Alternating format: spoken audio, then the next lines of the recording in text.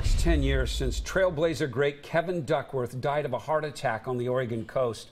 Fishing, boating, and the outdoors were a huge part of his life. And as our Ken Body reports, he's remembered with a Portland dock and by a former teammate who still calls Portland home.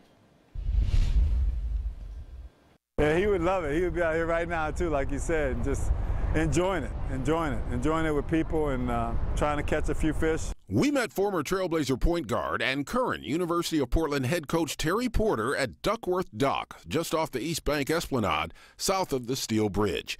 It was named for Duckworth in 2009, 1 year after he died at age 44. Yeah, it is hard to believe it's been that long. I think like anything, though, I think as long as people still appreciate what he stood for, you know, how great he was just one of those gentle giants, so to speak. Kevin Duckworth grew up in Chicago and was the starting center on those great Trailblazer teams of the early 90s with Hall of Famer Clyde Drexler.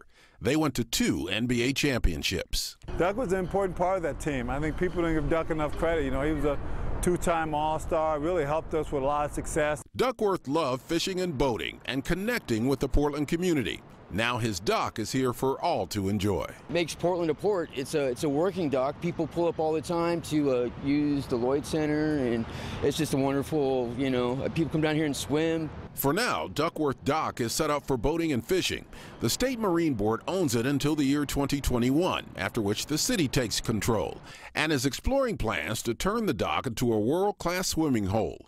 It will be a fitting tribute to a guy who loved the city that loved him back. I mean, everybody who came across this path, you know, left with a better feeling about themselves and a better feeling for Duck and what he stood for. With Duckworth Dock, he'll never be forgotten. Ken Body, KOIN 6 News. And the city is working with the Human Access Project on creating those swimming hole and the plans that they have. The Human Access Project is promoting swimming in the Willamette River since that big pipe sewer project helped to clean it up.